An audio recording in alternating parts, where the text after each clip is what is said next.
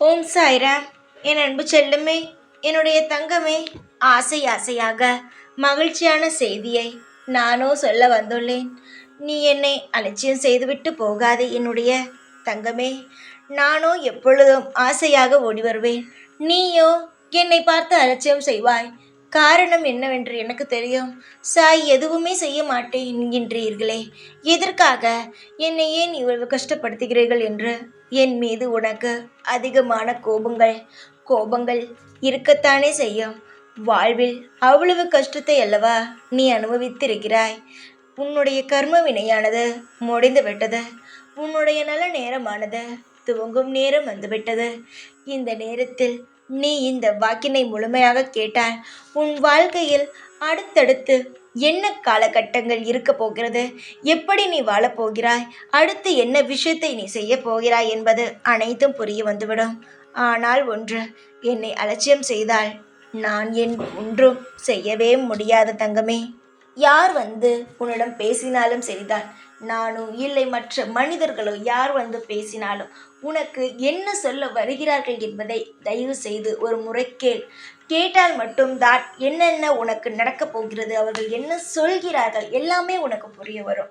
நான் உனக்கு முன் வந்து நிற்கிறேன், இதை நீ கேட்டுதான் ஆக வேண்டும் என்று நான் சொல்கிறேன் என்றால் தயவு செய்து உன்னுடைய மனதில் எந்த ஒரு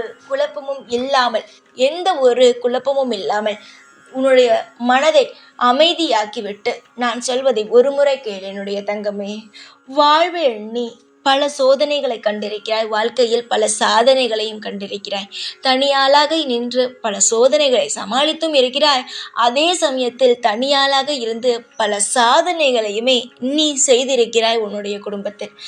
வெளியில் போய் ஒரு விஷயத்தை செய்தால்தான் அது சாதனையா? கிடையாது. உன்னுடைய குடும்பத்தில் ஒரு பிரச்சனை இருக்கிறது, அதை நீ தனியாளாக நின்று போராடி கொண்டு வந்தாலே அது மிகப்பெரிய ஒரு சாதனை தான். எல்லோரும் நினைக்கிறார்கள் வெளியில் போய் ஏதாவது ஒரு காரியத்தை செய்து சாதித்தால் மட்டும்தான் அது சாதனை என்பது. ஒரு குடும்பத்தை நடத்துவதே மிகப்பெரிய சாதனை தான். அதில் நீ வெற்றியாளன் தான். எப்பொழுதும் எவ்வளவுதான் தோல்வி வந்தாலும் எவ்வளவுதான் கஷ்டம் வந்தாலும் நீ என்ன செய்கிறாய் சொல் பார்க்கலாம். போராடுகிறாய். தோல்வியே அடைந்தாலும் எவ்வளவுதான் தன் கஷ்டம் வந்தாலும் நம் குடும்பத்தை காப்பாற்ற வேண்டும் என்பதற்காக ஒவ்வொரு நிமிடமும் ஓடி ஓடி ஓடி உழைக்கிறாய். எந்த ஒரு பிரச்சனை வந்தாலும் பரவாயில்லை, தன்னுடைய குடும்பமானது எப்பொழுதும் நிம்மதியாக நிலையாக சந்தோஷமாக இருக்க வேண்டும் என்பதற்காக உனக்கு என்னதான் இருந்தாலும் நீ போராடி உன்னுடைய குடும்பத்தை ஜெயிக்க வைக்கிறாய். வாழ்க்கையில் நீ இதுவரைக்கும் கண்ட அனைத்து விஷயங்களையும் மறந்துவிடு. உன்னுடைய போராட்டத்தை மட்டும் ஞாபகத்தில் வைத்துக்கொள். அந்த போராட்டங்கள் உனக்கு முக்கியமானது. இனி வரும் நாட்கள் அனைத்தும் உனக்கு வெற்றியான நாட்களாக இருக்கும். எந்த ஒரு நிலையிலும் உன்னை நான் தவறி கூட தோற்று போக விடவே மாட்டேன். இன்பமும் நல்ல வளங்களையும் நான் உனக்கு தருவேன். இதுவரைக்கும் இன்பத்தை மட்டுமே பார்க்காமல் துன்பத்தை மட்டுமே அதிகமாக பார்த்து இன்பத்தை நீ ஒரு கடுகளவு பார்த்து கொண்டு இருந்தாய். ஆனால் இனிமேல் அப்படியே மாறுதலாக நீ இன்பத்தை அதிகமாகவே பார்ப்பாய். வாழ்க்கையில் நீங்கள் அனைவரும் நினைக்கிறீர்கள் துன்பமே இருக்கவே கூடாது என்று. துன்பம் வந்தால்தானே அடுத்தது என்ன செய்ய வேண்டும் என்பதையே நீங்கள் யோசிக்கிறீர்கள். துன்பம் வராவிட்டால், ஒரு சோதனை வராவிட்டால் அடுத்து என்னென்ன விஷயத்தை செய்ய வேண்டும் என்று யோசிக்கிறீர்களா? நீங்கள் யோசிப்பதே கிடையாது. அதற்கு தான் நான் உங்களுக்கு சிறு சிறு கஷ்டத்தை தருகிறேன்.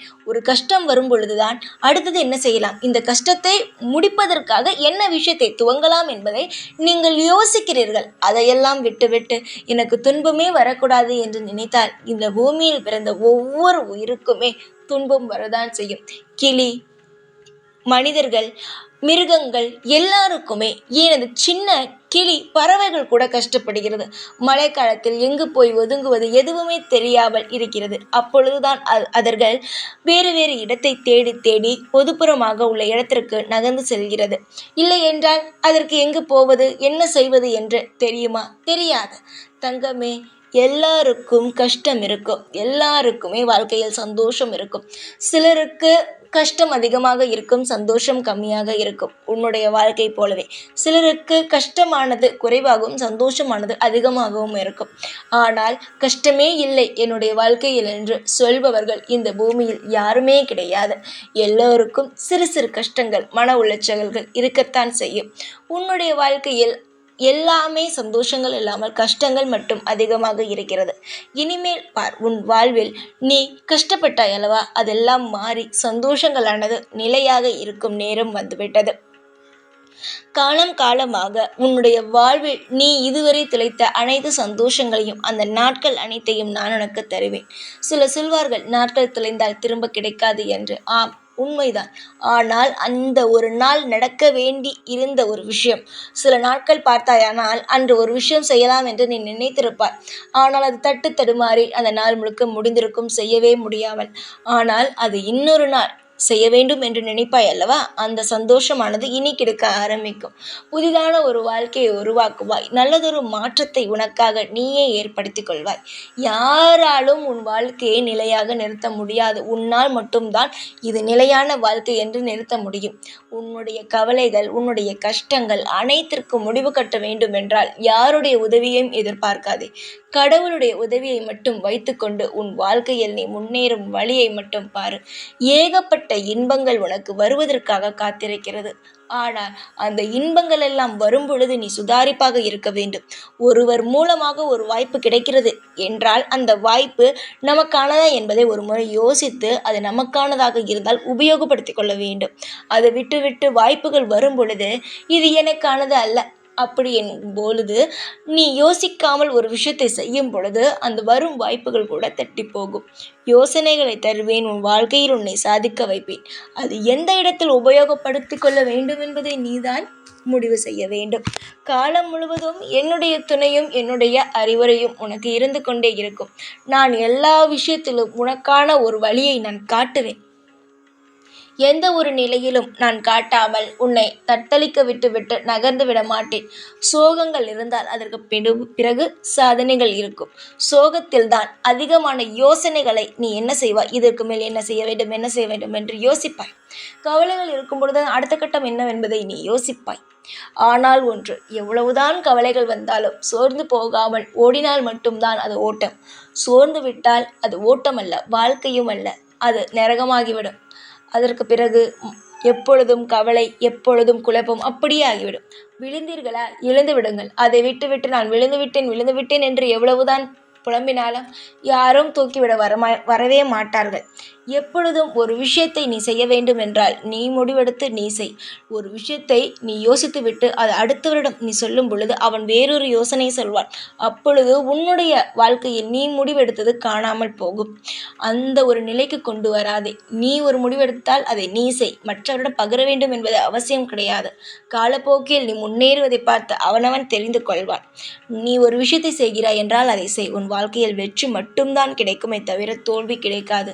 ஏனென்றால் நீ ஒரு விஷயத்தை முழு பொறுப்போடு செய்வாய், முழு அன்போடு செய்வாய். அது உனக்கு பிடித்ததாக இருக்கும் பொழுது அதை எவ்வளவுதான் விஷயங்கள் இருந்தாலும் அதை அன்போடு செய்யும் பொழுது உன் வாழ்வில் நல்லதொரு மாற்றம் கிடைக்கும். கவலைகள் வேண்டாம், சந்தோஷமாக மட்டும் இருங்கள். எக்காலமும் நான் உங்களுக்கு துணையாக நல்ல வளங்களுடனும் நல்ல எதிர்காலங்களுடனும் நான் உங்களுக்காக எப்பொழுதும் காத்து கொண்டே இருப்பேன். பேரும் புகழுடனும் வாழும் நீங்கள் எப்பொழுதும் கலங்கி நிற்கக்கூடாது. சிரித்து கொண்டே இருங்கள். வாழ்வில் எப்பொழுதும் சிறப்பாக இருக்கலாம். தைரியத்துடன் இருந்தால் எல்லா விஷயத்தையும் சுலபமாகவே தாண்டி வாழ்வில் நல்லதொரு மாற்றத்தை நீயே உருவாக்கலாம். எப்பொழுதும் உன் கூடவே தான் இருப்பேன். இந்த சாய்நான். ஓம் சாய்ராம்.